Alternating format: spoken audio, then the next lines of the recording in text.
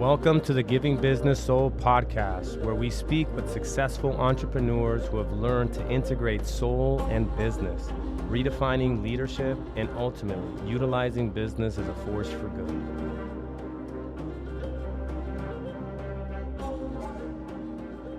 Obviously, I think you understand this well, that once you start to do this work, you become a lot more sensitive. You kind of come into your body a little bit more. You're in that witness. You're just sort of experiencing. And so you become energetically sensitive. You can really pick up, I think, vibration and frequency. And the thing that I immediately picked up was from you, and seeing you was like a softness, like a real softening. And I don't know if you've heard that from Richard Rudd. He says that awakening is a process of softening, where you just kind of just go deep within the body and you're just sort of playing witness. So I'd love for you to share maybe, because, obviously with the podcast, what we're doing is highlighting individuals who have essentially gone through the round table and have experienced a transformation of some kind, profound in many cases.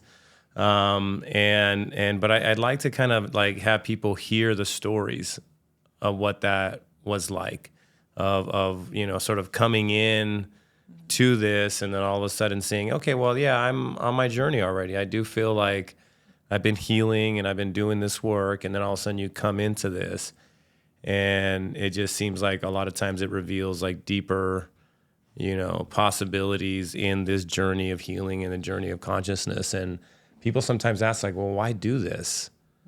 Because as you know, it's not always pleasant. There's a lot of nights and moments of like heartache, and then you get through it, and then all of a sudden there's just all this beautiful light, and then you kind of go down and up, and you go through these waves.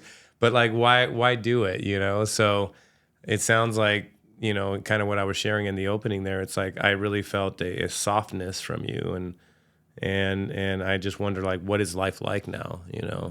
Was it worth the last year? Because we were just saying that in your journal as you were waiting for this to get going, it was like you realized like all of this started 1 year ago. Mm-hmm. So tell us, Salima. So with that, welcome to the podcast, Salima. It's great to have you here. Always great to have you on the third floor here in the office, sharing time and space with you. So thank you for doing this with us. Well, thank you for having me, and also thank you for this work that you're doing, because obviously it's had such an impact on me. This past year has probably been the most transformative it has ever been in my life. And I could say that I've been a seeker, and I didn't know what I was seeking. And I thought it was through business and through accomplishments and achievements that would fill that, maybe that hole or that void or whatever that was that I was experiencing. And it was the achieving that I was seeking. And yet I knew there was something else that I was really searching and, longing for. So I had been in the realm of self-development only for about 3 years. So, the seminars, Tony Robbins, as we, that's how it starts. Totally. And I was also in therapy because I had realized, there's some emotions, there's things that I'm experiencing that I'm having trouble dealing with, because also the past and the people I was, attracting into my life. And it kind of all came together when we met. That tends to be the case a lot of times. Yes. All of a sudden, here I walk in. There you walked in, and it also divinely orchestrated of how we were supposed to meet and how the coming together was through someone else, and why that had to happen. Yeah. Just the sequence. The whole web. That's such a web. Yes. Yeah. Such a divine little... It's amazing when I see it. It's beautiful. Yeah. And every little bit of it, even in each day, as we see it happening. So when we met, I had mentioned, oh, yes, I'm already in self-development. Yeah, totally. I was saying, I'm already. That's great that you can laugh at it that way now. I was like, I've been in therapy for 3 years. I'm ready to quit therapy. I'm Yeah. good. And yet I knew, right, there was something missing still. And I remember you just shaking you're just nodding your head. You're like, yeah, knowing. Yeah, pretty much.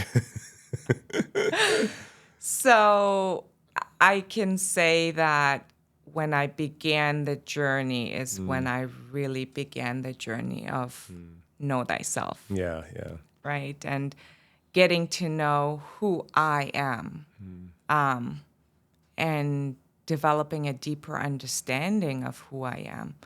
And our circumstances, how they just end up the way that, I guess going back into now having done the coursework, right? Sure. Like the curriculums that were being given, how to look at the challenges now. You know, why is this happening? When is the first time this occurred in my life? What is this supposed to teach me? Yeah. And where's this playing out in my life? Where else is this playing out? And just kind of being able to go back, having these frameworks, these tools that you've provided, and that have expanded, right? As we're continuing to search, Totally. that it has expanded. But I think what's really powerful to bring up is I was searching outside of me. And yet, yes, you were part of the reason why I came into contact to searching, but what I was searching was actually inside of me. So it was about getting to know myself, and how that kind of ended up pointing back at me was pretty, it was pretty profound. Yeah, that's great. And I do feel like, I think that you're sharing what a lot of people are thinking that they're seeking, right? That they're seeking the achievement or what they feel would be fulfillment through achievement. It's like once I get that, then I will feel fulfilled and I'll feel good. And so we romanticize about that, and then all to come to find out, I think, like for my journey where I followed that path to the point of getting sick and losing relationships and financial, troubles. It's like trying to tell people, hey, before you sort of muscle your way there, take this into consideration, And that's when we say it's like we also give you not only tools, language, and framework, but also the orientation, which is the orientation, like the illusion of the outside will never satisfy that void. Let's just kind of go in, and here are the stuff to do it. And that does, I think, really, what I write in the book, it's like it marks the beginning of wisdom. Like to know thyself, to come to know thy God, and to travel in, it's the real beginning seeking of wisdom. You start to take knowledge and convert it into wisdom through walking with that knowledge. And that's just, and when you do that, again, it continues and continues. So what is it like now? I mean, now, we come into contact, and, you're already personal development. You got into business maybe a few weeks before, or a few years before. Like, is that also about the time that you went into personal development, about 3 years? Yeah.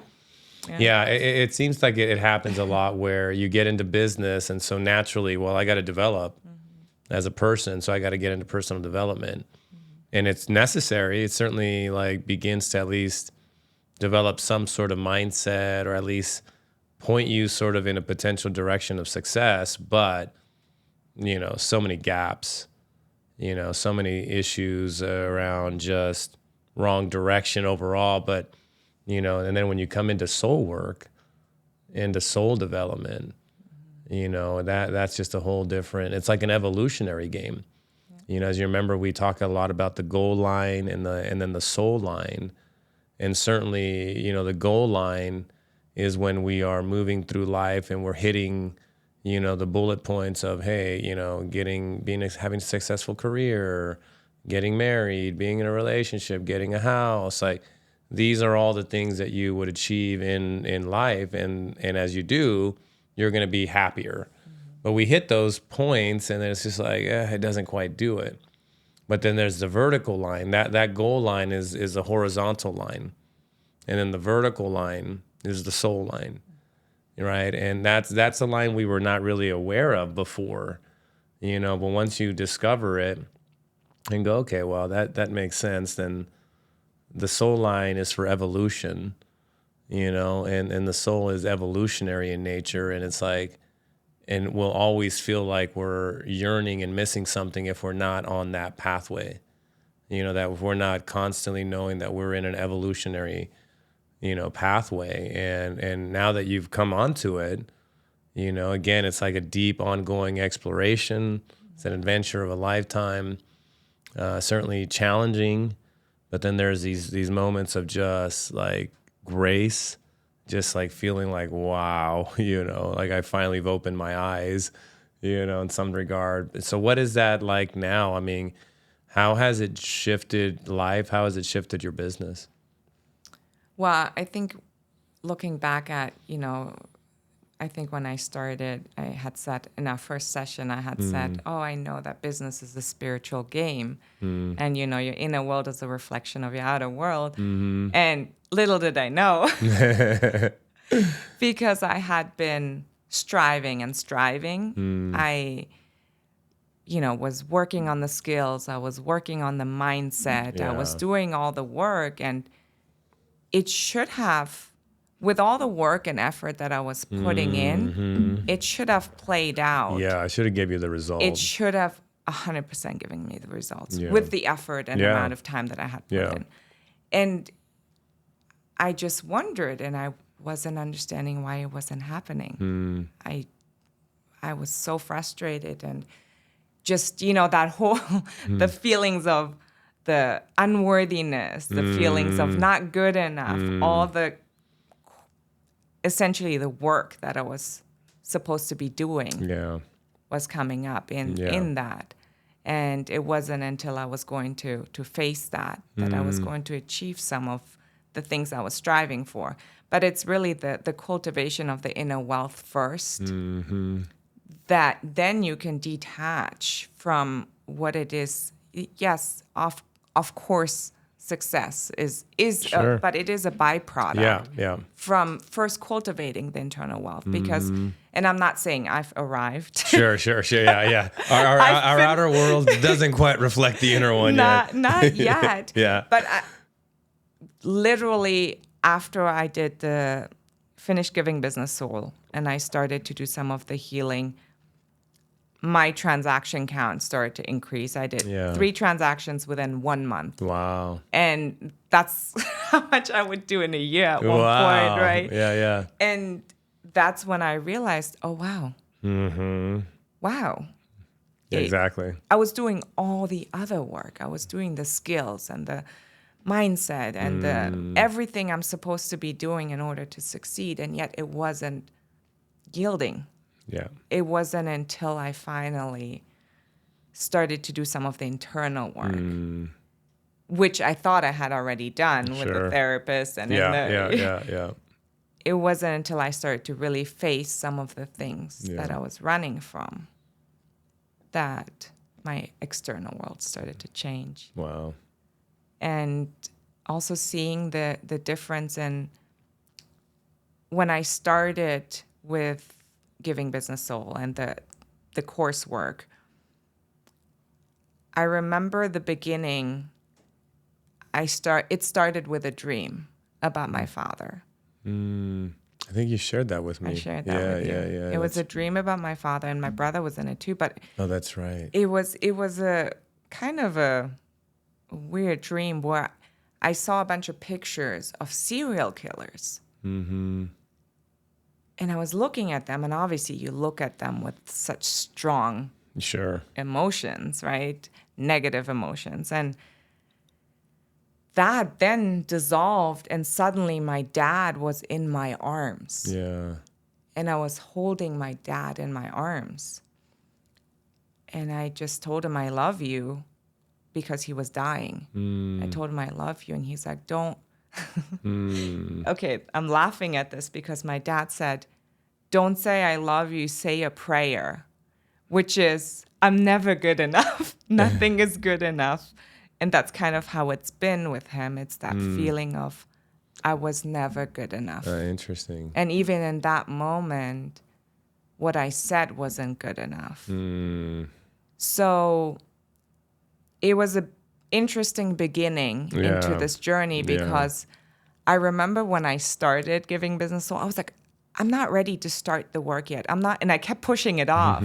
Little did I know the work had already begun. Sure. Yeah, exactly. Because it's scary to think, right? Like, I don't want to go into this darkness. I don't want to face these things. It's scary. Yeah, absolutely. And I do realize and acknowledge myself that it took a lot of courage. That's great. And it takes courage and it's a lot of work, but it's probably the most well-paid, rewarding work I could have ever done for myself and for others. Yeah.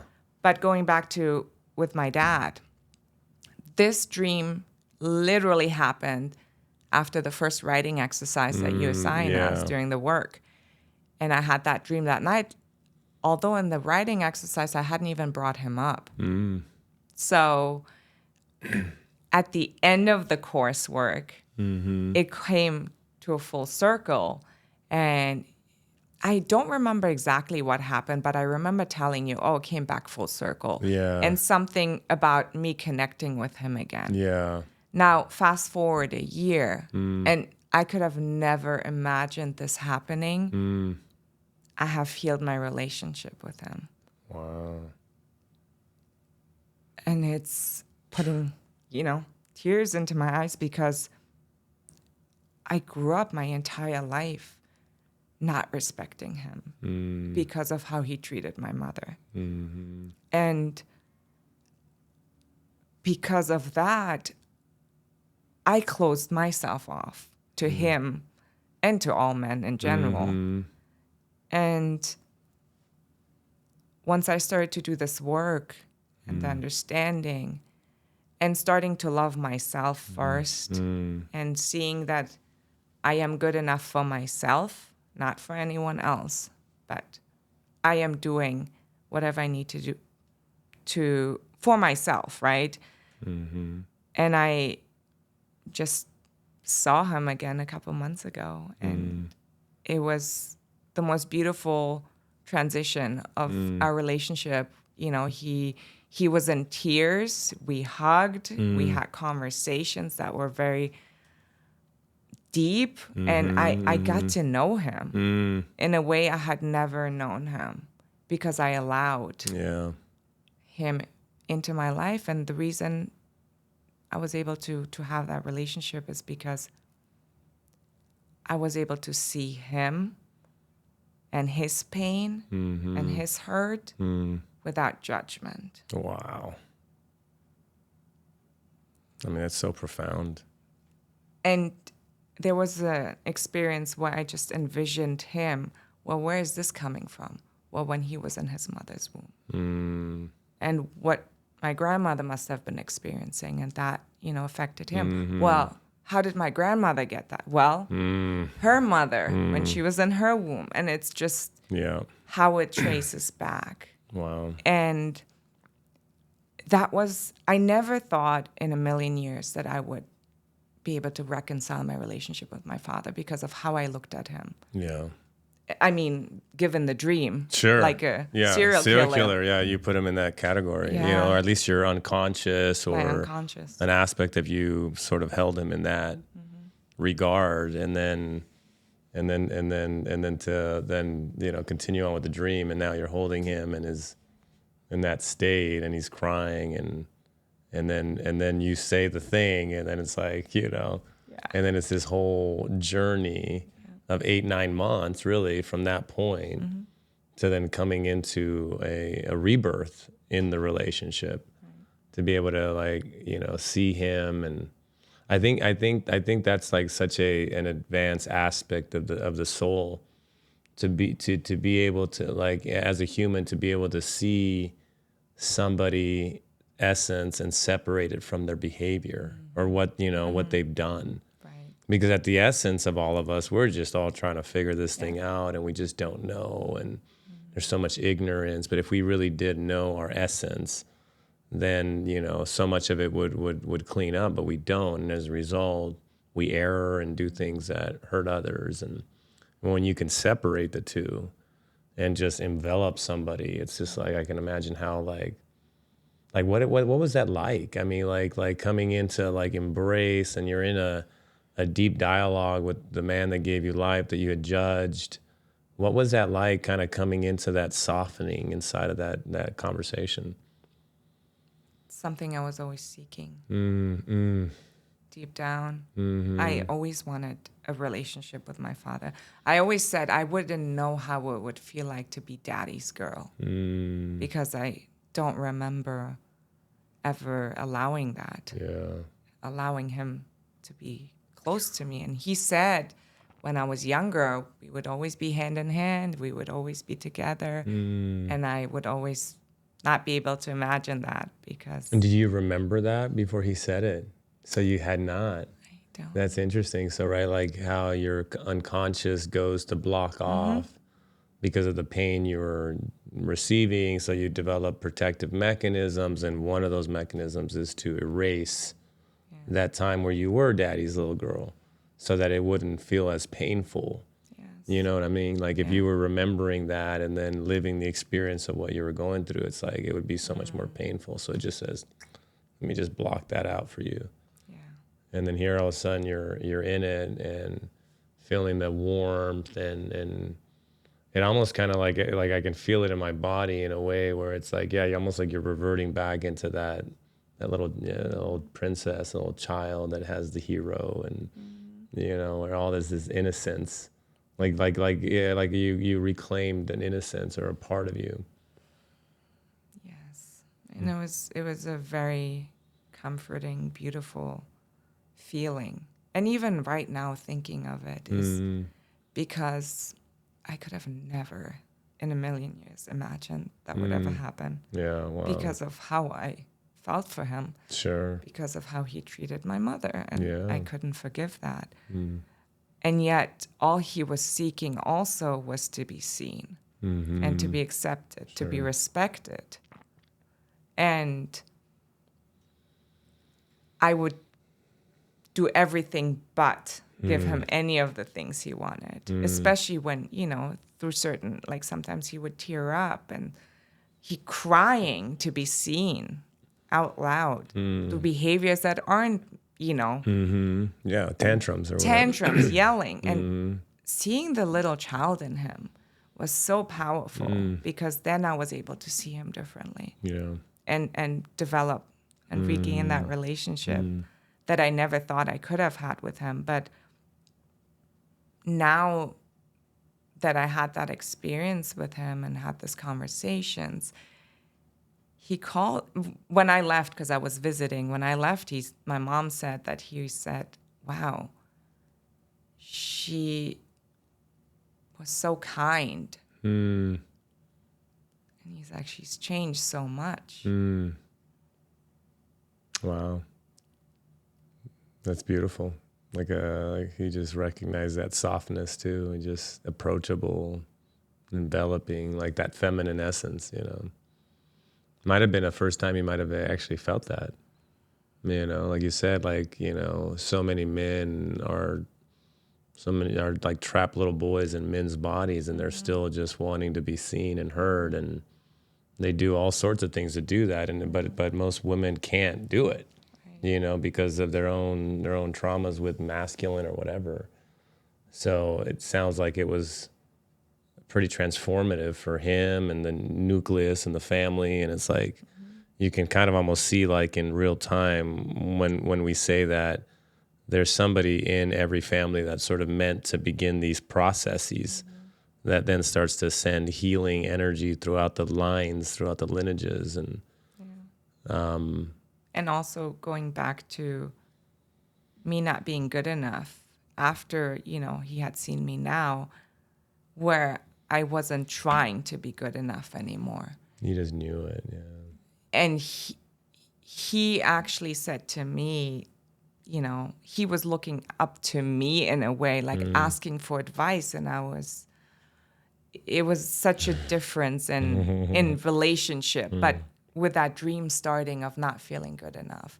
And then actually being good enough to him in that sense where he now had, and all he wanted was to be seen. But me not being good enough may be something that he was lacking within himself. Sure. And then projecting. Exactly. Onto you. Right. And then you hold it all these years. Right. And then you finally dissolve it. And then how crazy, right? And Yes. then now it's starting to dissolve in him. Right.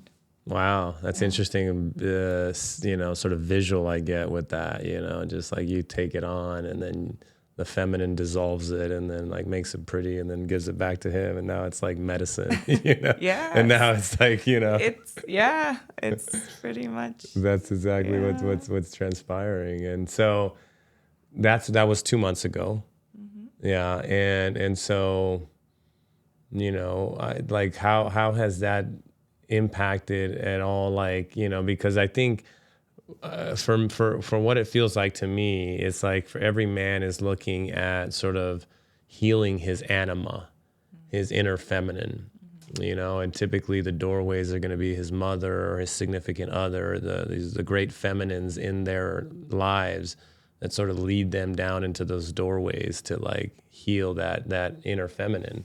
I feel like the feminine is doing the animus, you know, the inner masculine.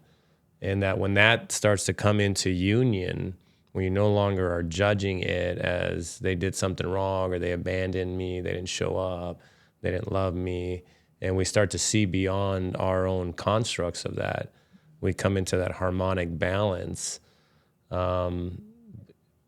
Can you describe what that's been like? Have you noticed a palpable difference in the way you relate to men, to maybe disciplines, maybe business, like all things masculine? You know what I mean? Because like I think that if you restore that pull, then what you would have otherwise judged as something, it just kind of gets cleaned up a bit, you know. And then so if you can maybe share like what's that been like? Well, I have a great example. Okay. Yeah, fantastic. You're like, I just teed you up here with a nice little softball question. I have the perfect example. Okay. I have not touched sugar in 7 months. And the challenge that we started in January. That's right.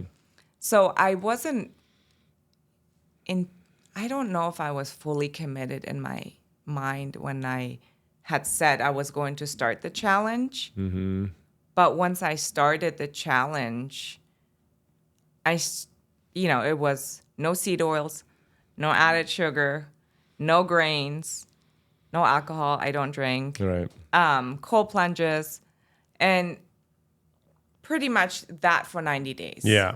And as you can imagine, Yeah, exactly. This is my life. Yeah. For you, it's probably easy now, but for me, my whole world was turned upside down when I first started this diet, because I recognized and realized how we're being poisoned every day and how seed oils are literally in everything. Yeah.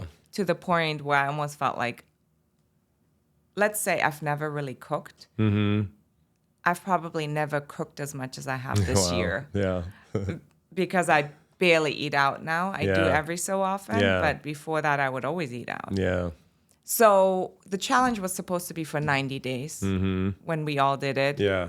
And I did it 90 days, and I started to see how different I felt, how disciplined I was able to be within this. And I felt so great. I continued, and I'm still 7 months. Doing it. We stopped at 90 days. So just for FYI, we're not like, it's like, hey, you got to do this for like 1 year, 9 months. They're like, I don't want to go into that community. But here you are 7 months later, going into month July. We started January 3rd or something like that. Yes. Yeah. So now it's full 6 months going into 7.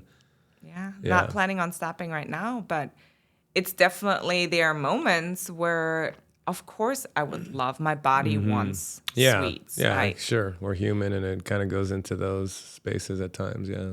But being able to hold off and know the service I'm doing my body, the ability to be so much more connected to my body, the Yeah. clarity that I feel, Yeah. just the openness, all of that being so connected to what we put into our body. And just that realization was, Yeah. I'm continuing this. I'm not stopping. Also, I was bloated all my life. Yeah. For the first time, I was like, oh, this is what it feels like not to be bloated, Yeah. not to have inflammation. Yeah. And Wow.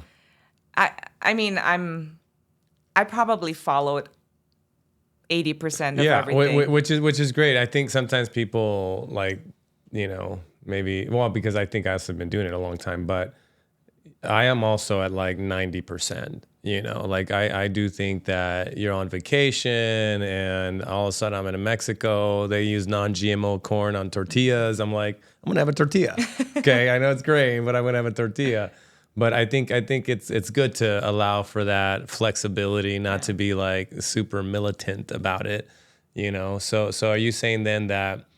I'm not there yet. Yeah, exactly. Yeah. I'm going to continue for a few more months. Yeah, no, for sure. But I'm saying, like, do you feel like then, like in the question I was asking about, like, healing that inner masculine, do you think like being able to sustain discipline, or like the willpower, like, you feel like that's come on in a big way, where you like boundaries, discipline, willpower, like to speak, so you feel like that's how it's materializing. All of it. Yeah. Everyone that you've mentioned, I can give an example of just the other day of setting boundaries when Yeah. somebody spoke to me in a way that Nice. where their voice was raised, and I usually in the past I would not speak up. Nice. I would just allow it, and I had to speak up, and I said, I do not appreciate this type of, Yeah. tonality, and Awesome. it was respected. Yeah. Right? Yeah. It wasn't like you were It wasn't charged. right. And, No, not at Yeah. all. But also the other person received it. Yeah, exactly. Right? Because it's just setting the boundaries, and but also, the discipline that I'm able to maintain. I mean, let's be serious. It's not easy. No, yeah, I totally. do acknowledge myself. I was Yeah, you talking should, to my absolutely. friends about it yesterday. They're like, wow. I was like, yeah, no, I do agree. This is, Yeah. So so it sounds like this is the best you felt. This is just the way that you feel in your body, like your consciousness, your body wise. Do you feel like you're kind of approaching pinnacle, the best of it? I keep, I they're mean, my just not being bloated and Oh, like, I mean, just 100%. like that, like how Yes, much better do you feel? 100%. So much more comfortable in your skin. Yes. But not knowing how great we can feel and finding that then also opens the doorways to how much better could I even feel? What Yeah. else can I do to optimize, to show up Yeah. fully, to be Yeah. more connected, Yeah, right? yeah. To be able to, That's great. Well, now you understand my ongoing pursuit here of just like, it's just like, okay, how much better can it get? Just keep making these micro adjustments, and it starts feeling better. So it sounds like obviously pretty profound journey that you go through. You have this massive healing with your father that you would have never in a million years would have thought you've arrived to. That then leads to like a healed sort of inner masculine that lets you put boundaries and sort of summon willpower, and so how has that affected maybe business, and I guess that would be one question. And then what is next, where are you headed? What's next for Salima? Yeah, I mean, I'm continuing to grow my business, and yet also I know that my soul is seeking other things as well, to be able to give back of what I've started to experience. Yeah. Right? To spread what's on the other side of the darkness. And obviously healing, understanding that healing is not linear. Yeah. It's, we have those ebbs and flows, and yet I've felt the lightness, and I Yeah. felt, the changes, and people, acknowledging the Right. shifts within me. And I remember you saying that Yeah. that would Yeah. happen. Yeah. Right. And it did happen. And I think part of the healing has also been to not be fully attached to what's next, and kind of allowing it to unfold. And I've made that inquiry, and I'm waiting for guidance of the universe Right. for it to all unfold. Yeah. I hear you on that. That's kind of the way I approach it. It's like, because it's just ongoing, I've gotten out of my mind and just waited for the next door, the next breadcrumb, and you're pretty clear when it comes, and it's exciting when that happens. But I've learned to also enjoy the plateaus, right? Because, it's like this, like you said, it's not linear. It's not like this, 45-degree line that you're just going higher and higher. It sort of spirals. I think it's probably the best way to put it. And it spirals down, and then you go up, and then it spirals down, and you go up. And I think a big part of this process is to be okay with the up and okay with the down, and let that, that entropy, that sense of like, I got no juju today, and not, kill yourself over it, judge yourself over it. Why don't I feel great? It's like, I feel like shit today. I think sometimes people, sort of confuse that part of this process is that you're supposed to be constantly high. And I think if anything, it's probably being able to be okay with the mundane, to take life in as it is, just raw and sober, Right, right. and just like, I'm going to go hang out with my family, and I'm going to go raw, and I'm going to go sober, and I'm going to just connect. And present. Yeah, and just totally present, Yeah. and it could be boring, and that's okay, and that's the way it should be, and not looking for the next high, the next stimulus, the next dopamine hit, and learn to just navigate life in that sort of joyous wonder, and certainly I follow that same trajectory where it's just like, okay, I'll just wait, till that breadcrumb comes, and that's a beautiful thing, and certainly I do, like, I think what you're sharing too, it's like, so often, isn't it the case where you go through these processes, you feel better, you feel like you're touching a great human treasure. That's kind of the way I put it. You're like, then immediately you're like, I got to go share this, right? It's like, I want to bring others into this liberation, into this sort of freedom, and so any ideas on I guess how any of that formulating? Because obviously a big piece of what we do here with GBS is introducing like philanthropy as a way to conduct your business, or at least to tie your business to a philanthropy. And we typically share that concept of look out into the world, see what breaks your heart. Where do you feel that humanity could use some healing, some reconciliation? And then, like, is it possible to tie our business to that, so that our businesses can be a healing mechanism for that? So I'm just kind of curious, like, have you touched on that yet? Do you know what that is, or any clues?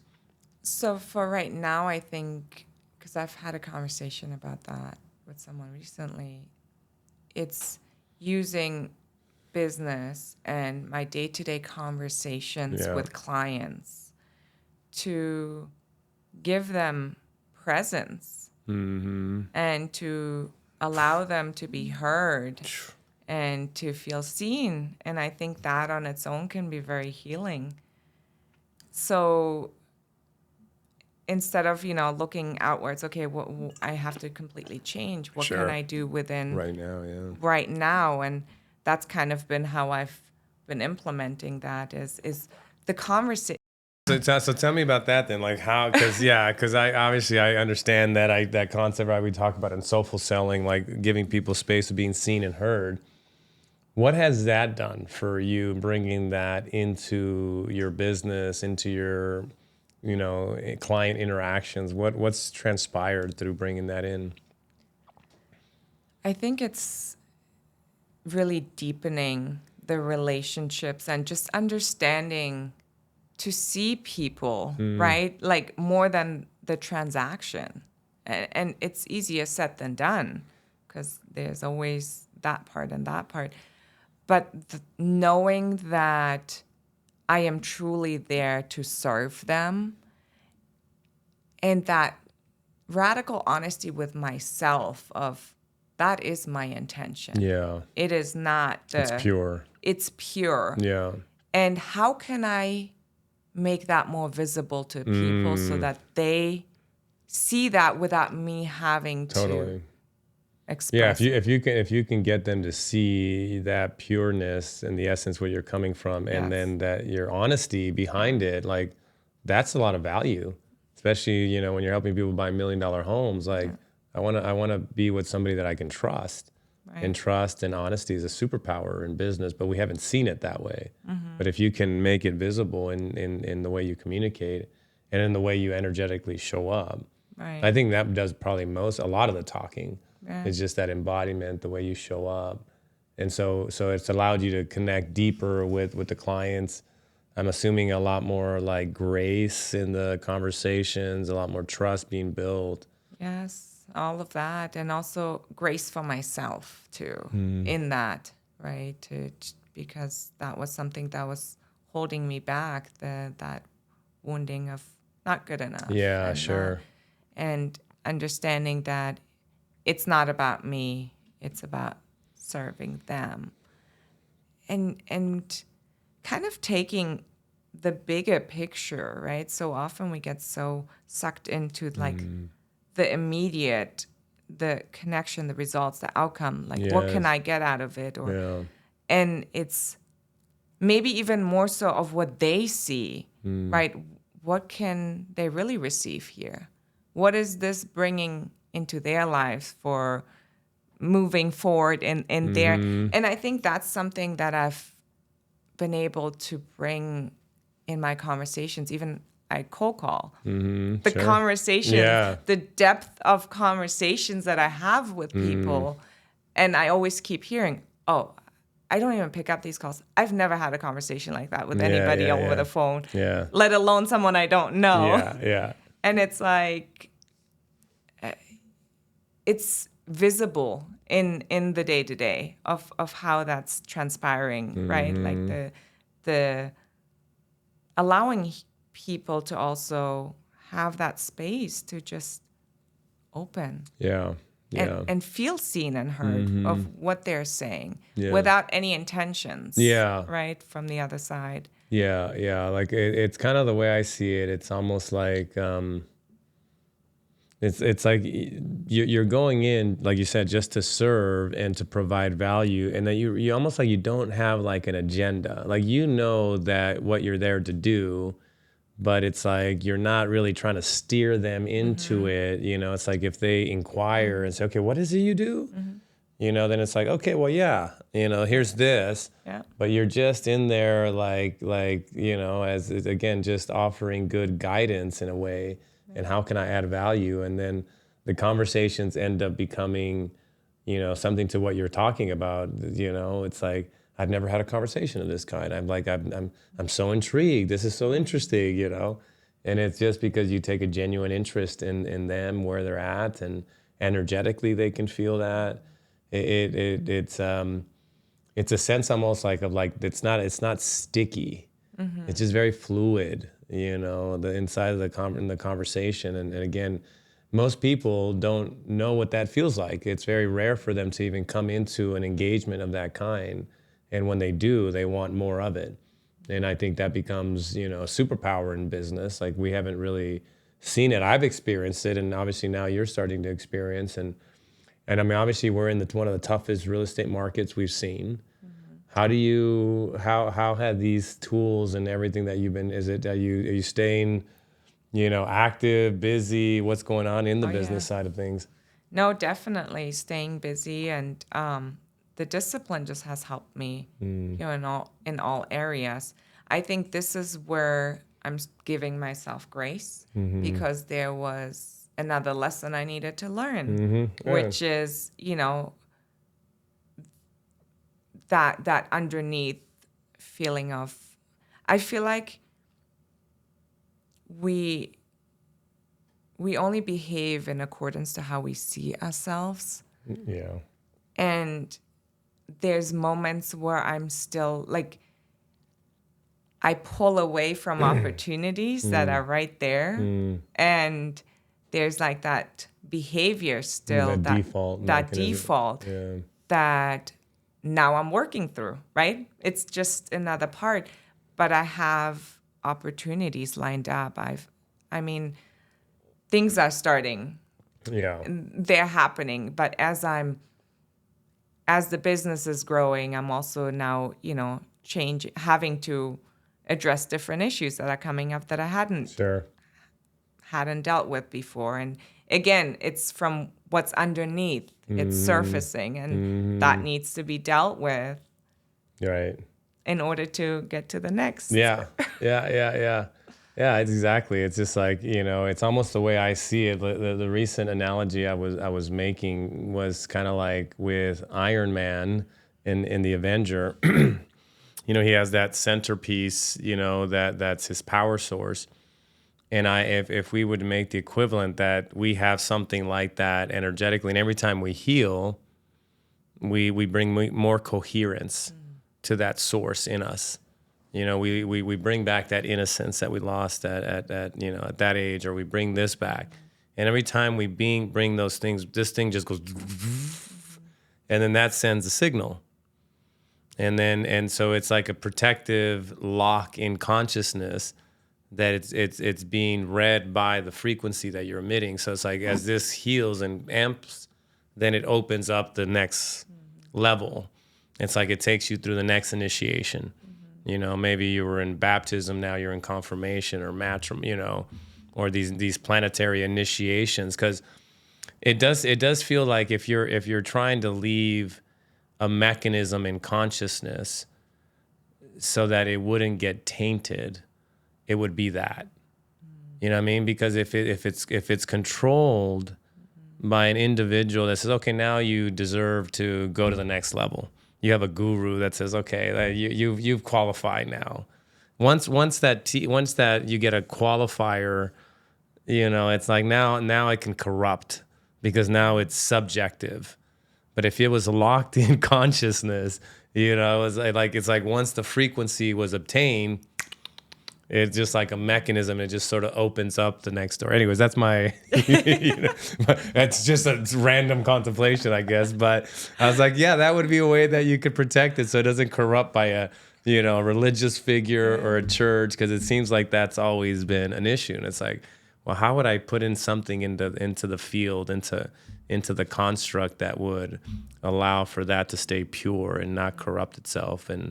But I do feel like it's kind of that way. And like what you're sharing, it's like, you're just sort of waiting, and the next thing just opens up. And that's how it's happened for me, where, I'm right now in the stages of writing the book, and I'm writing out my own hero's journey.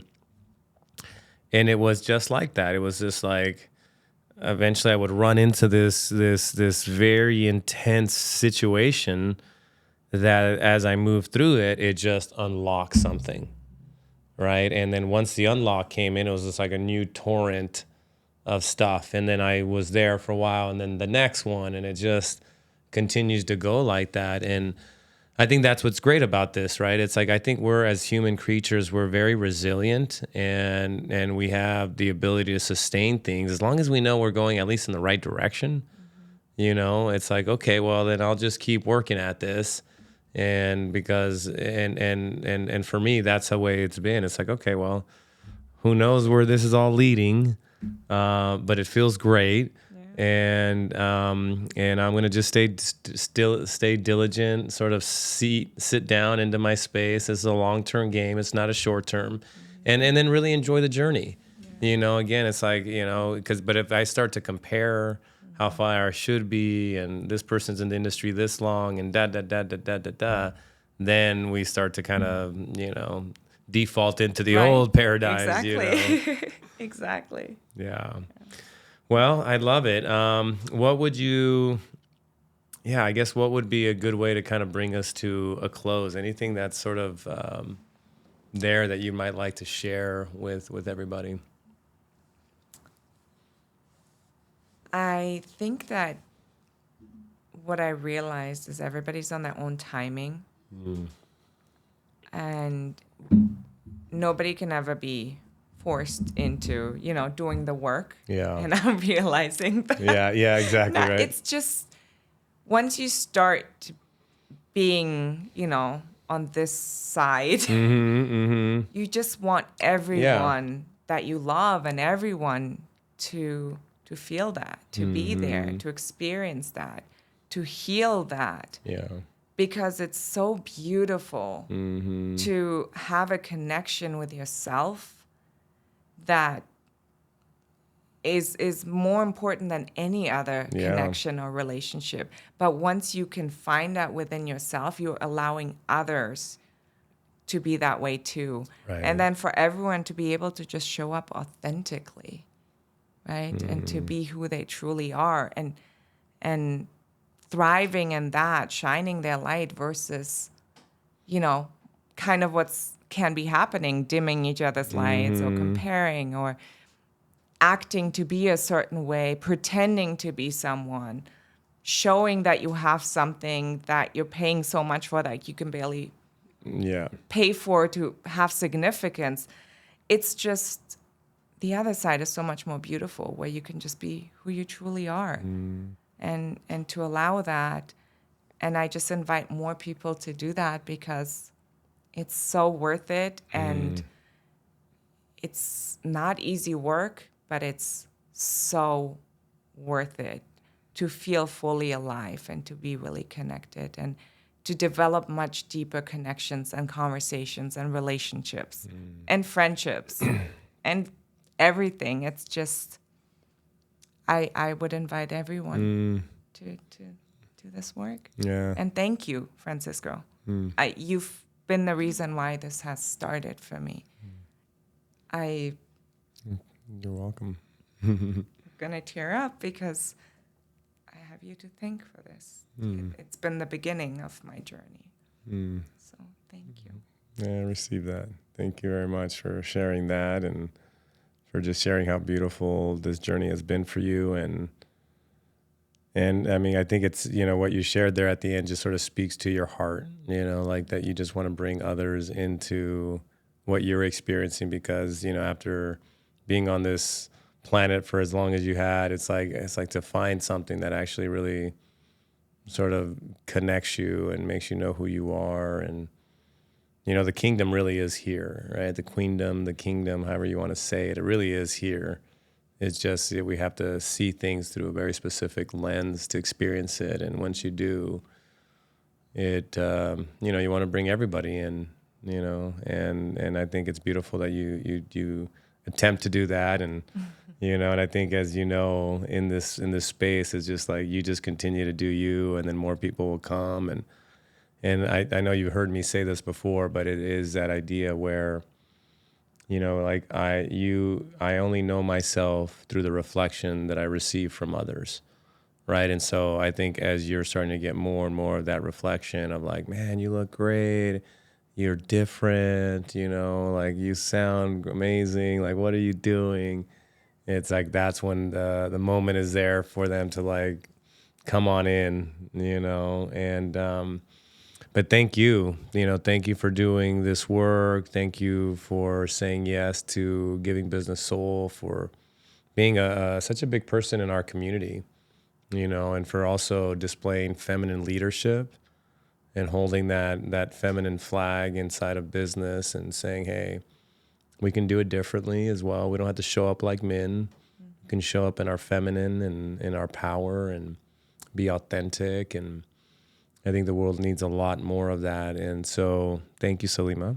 Thank you. Yeah, thank you for coming on the podcast. Thank you for sharing. And with that, we can conclude the podcast with Salima. Thank you again, and much love, everybody. We'll see you on the next one.